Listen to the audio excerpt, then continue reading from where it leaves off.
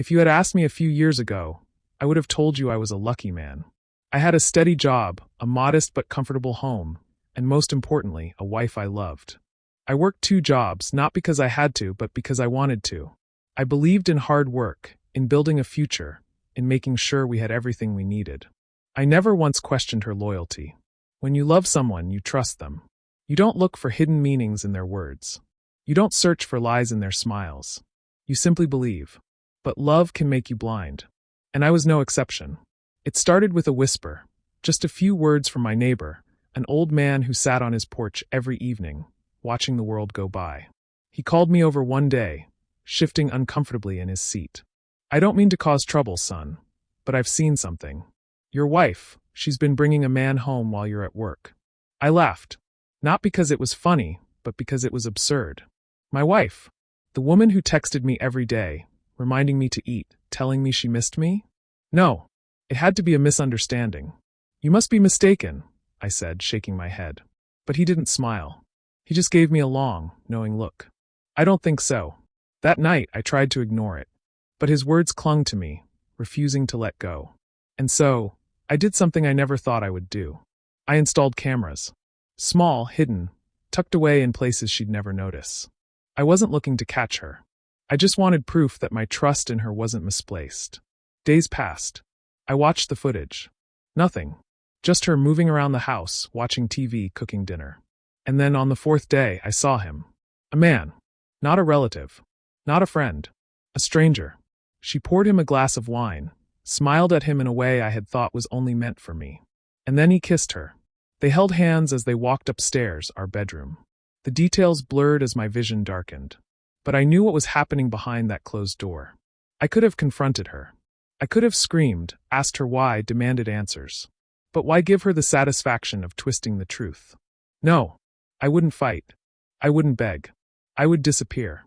Leaving wasn't just about walking out the door. It had to be done right. I started saving, small amounts at first, moving money into a private account she didn't know about. I closed credit cards, canceled subscriptions, cut every financial tie. At work, I handed in my resignation without fanfare. My colleagues wished me well, told me to keep in touch. They had no idea they'd never hear from me again. And through it all, she never noticed.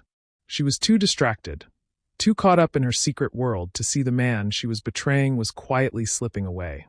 The night before I left, I sat in our living room for the last time. I took off my wedding ring, rolled it between my fingers. A symbol of love, of commitment, of promises never kept. Then I left it on the table. At 4:30 a.m., I stepped outside with a single bag over my shoulder. I didn't look back. By the time she woke up, I was already gone. I later learned how it all unfolded. At first, she must have thought nothing of my absence. Maybe I had left early. Maybe I was in the shower. Then she checked the house. My shoes. Gone. My jacket? Missing. The spot where I always left my keys? Empty. She called my phone. Straight to voicemail. She called my work, only to be told I had quit. Panic set in. She rushed to the bank, only to find our joint account had been drained. I could only imagine the moment she realized I hadn't just left. I had erased myself from her life completely. She hired a private investigator, spent money she couldn't afford trying to track me down. But I had planned too well. There was nothing left to find.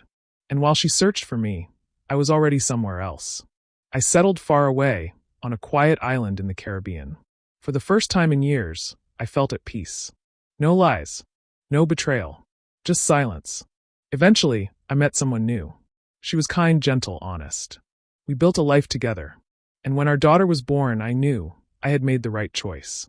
The past was dead. Or so I thought. Years passed. And then one day she found me. I wasn't hiding anymore. I wasn't running. By then, I had moved on. I was outside, holding my daughter's hand as she excitedly pointed at something in the market. And that's when I felt it, that unmistakable feeling of being watched. I turned. There she was. My past, standing just a few feet away. She looked different, older, thinner, haunted. She had spent years searching for me. And now that she had found me, she didn't seem to know what to do. She took a step closer, lips parting as if to speak. Her voice was barely above a whisper. "It's you." I tilted my head slightly, studying her like she was a stranger. Because that's exactly what she was now. She searched my face, looking for something, recognition, regret, anything. She found nothing. I let the silence stretch long enough for the truth to settle in. And then I spoke. "I'm sorry, do I know you?"